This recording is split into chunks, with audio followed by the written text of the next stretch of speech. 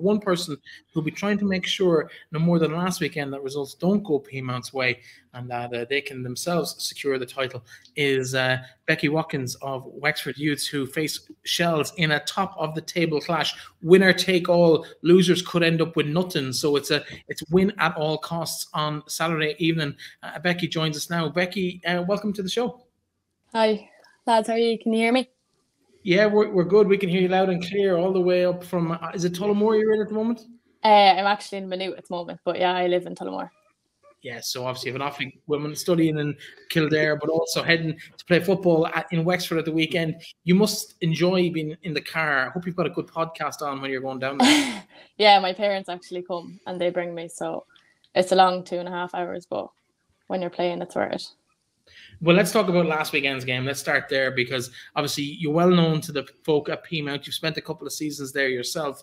Made the decision to go south to Wexford last year. What can you tell us about, I suppose, why you made that decision in the first place before we get into last week's game? Yeah, so I obviously made the decision to go to Wexford. It was basically just because game time. I felt like kind of any games I was in, I wasn't consistent enough. And then with Peamoutn being a top side as well, I just felt I didn't break into the team kind of to be in it every 90 minutes. So then I kind of looked elsewhere and I was thinking, I was actually on the under-19s at the time and I just needed to be playing week in, week out. So I looked elsewhere and then I went to trial at Wexford and I just loved it.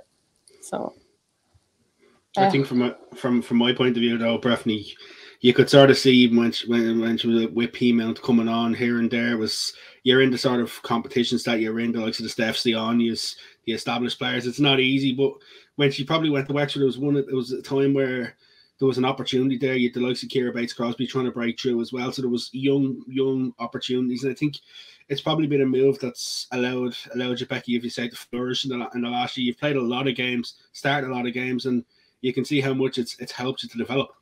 Yeah, definitely. I wasn't used to getting 90 minutes at all. And to be honest, even going to Wexford, I wasn't expecting that at all. I was just kind of hoping to get more game time than I did before. I was obviously very young coming into the Peamoutn setup, so I wasn't expecting much. But then kind of as I got into next season, I was like, right, for my own development, I just need to be playing more. But yeah, like you said, did such a good forward line, like with Steph, Anya, Alana McAvoy. Like I just felt that going elsewhere might benefit me more. So of course that has worked out for you. Started 21 games. According to our records, at least this year, 5 the previous year. So you must feel vindicated and kind of happy with that decision.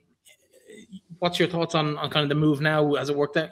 Must be happy with how it's worked out. Yeah, no, I'm absolutely delighted. Like even coming into games, it wasn't the same kind of knowing, will I even get on or will I have 10 minutes? Like preparing for a game was just so different. It was kind of like you had to be, like your attitude was always good, but it had to be just extra positive. Like, okay, if I come on, I'm going to do all I can. Whereas now it's kind of like I need to be ready from the get-go. And it wasn't kind of like the doubt in my head, am I going to get on?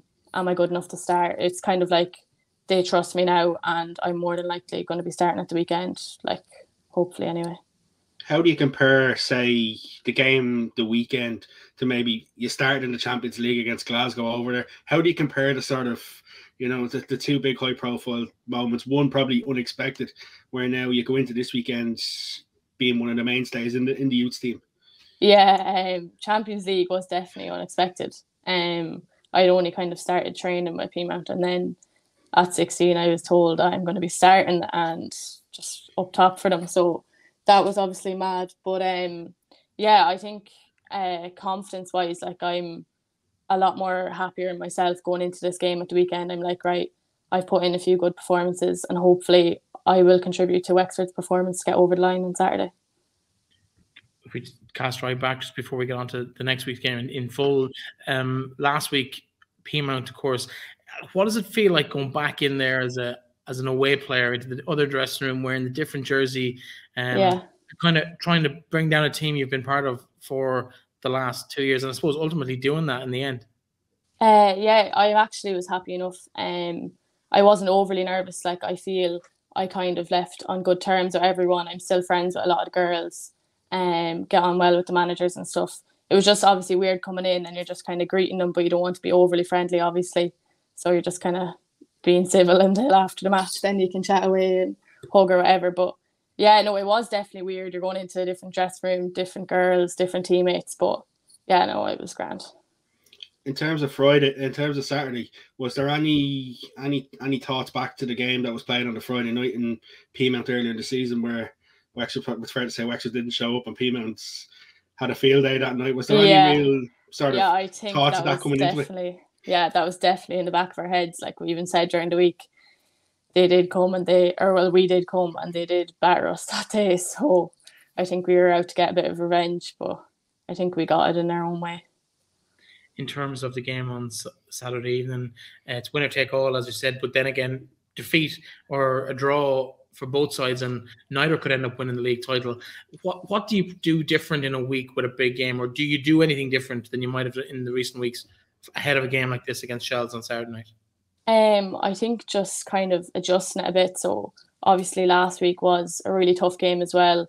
Everyone was quite sore the next day, even Monday. So we kind of just had an easier session on Tuesday, done a bit of analysis, and then Thursday will be sharp, but obviously not in heavy, like, so that we're fresh going into Saturday. Just, it is the last game, like there's no point doing anything ridiculous during the week. And with such a build up, everybody's sort of writing that loan off. They're saying, as even Breifne says, winner takes all. How is it hard to even concentrate on that dynamic, knowing that, you know, all you can do is win. You can't really reflect on what else is going to happen outside your control. And I think maybe because the fact you dropped points at the weekend, a draw would have been good enough, but now you know it's only a win. How does that sort of change things? Yeah, it's obviously we can't be as defensive. We can't just hold out and hope for a draw and then be given a second chance like against that loan. But no, I think I actually like it in a way because we have to push forward. We have to get the win. We can't draw and then go on to a different game. Like, we have to be better than Shelbourne, simple as, if we want to come out with the league. So it kind of comes down to that. It's like, if we win the league, simple as. So what was the conversation on the, well, you probably would have been on the bus back to Wexford in the dressing room after the game. What was the kind of the feeling? After the Peamoutn game? Yeah.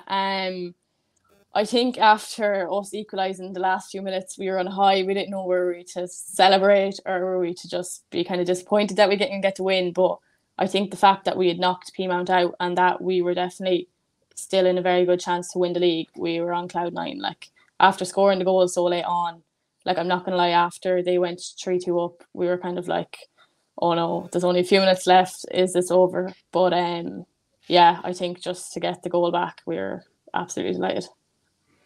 Have to reference Kylie Murphy. Obviously, she scored the second goal.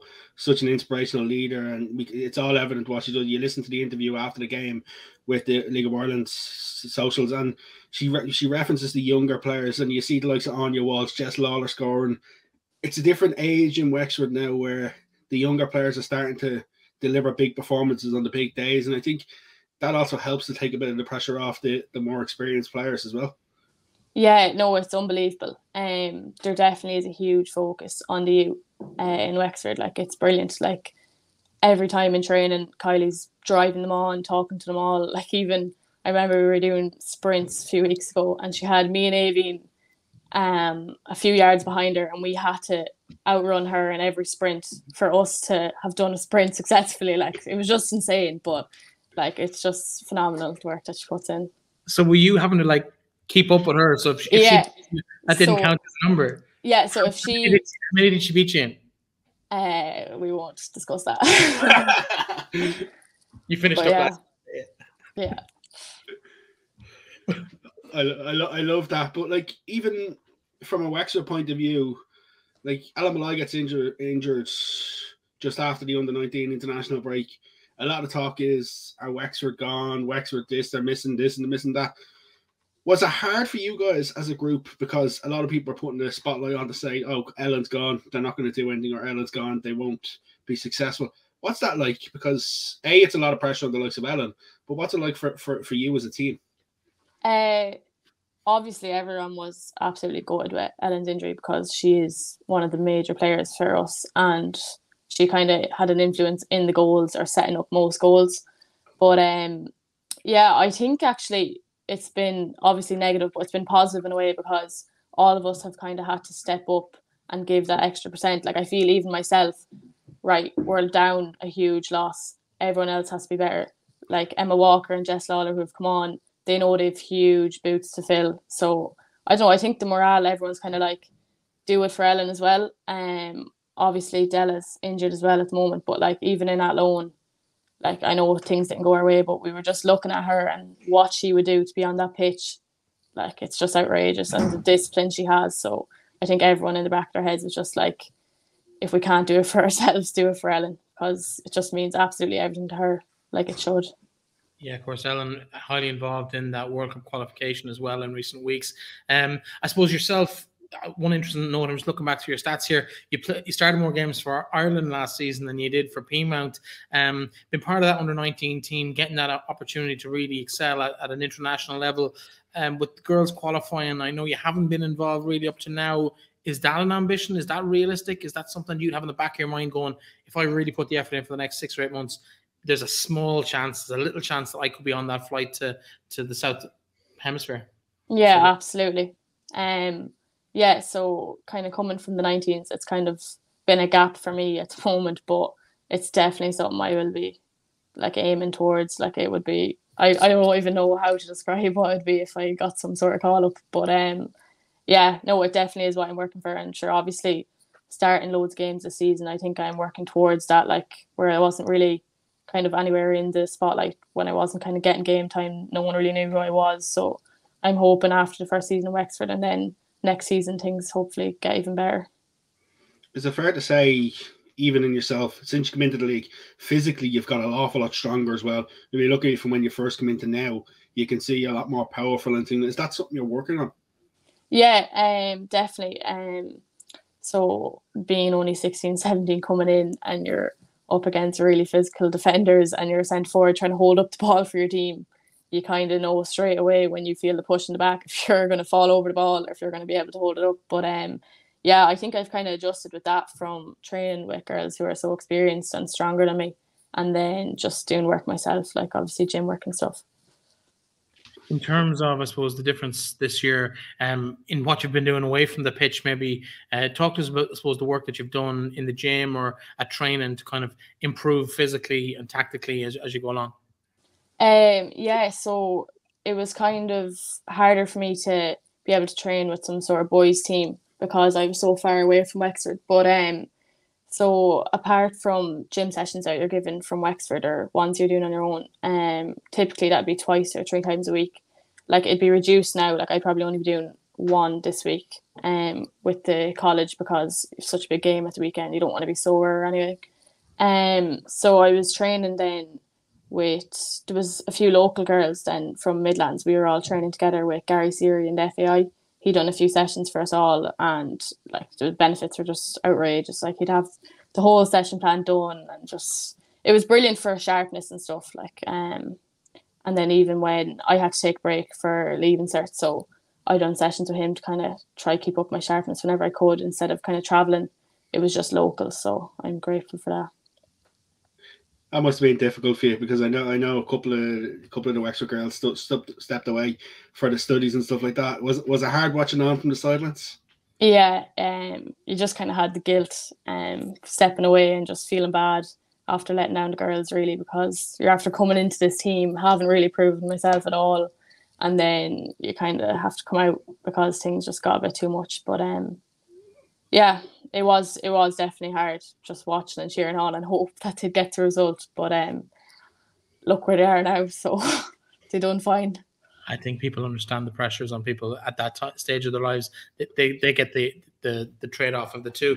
In terms of, I suppose, what your ambitions are yourself, obviously you've been in those Ireland squads. You're now a regular in the Women's National League. You're competing for a league title on Saturday night. What comes next for you? Yeah, so this season I was kind of just hoping to get as much game time as possible. Next season I'm hoping to like just get my name out there a bit more, be more of a name that's kind of out or feared kind of coming into games, not just someone who plays on the team. Like I want to have more of an influence on the team if I can, just in my own performance, like, and then see where it takes me. Like you said, if I can work anyway towards an international call up, like I'll be, it's just amazing. Like that'll be all I want. But yeah. What would it mean to get a National League title on Saturday night? Oh, it'd mean everything. I think after such a long season, like, and if you told us at the start when we were going through such a rough patch that we were going to be in this chance, we wouldn't have believed you. But we kind of got out of it, and we've got the results that were needed. So.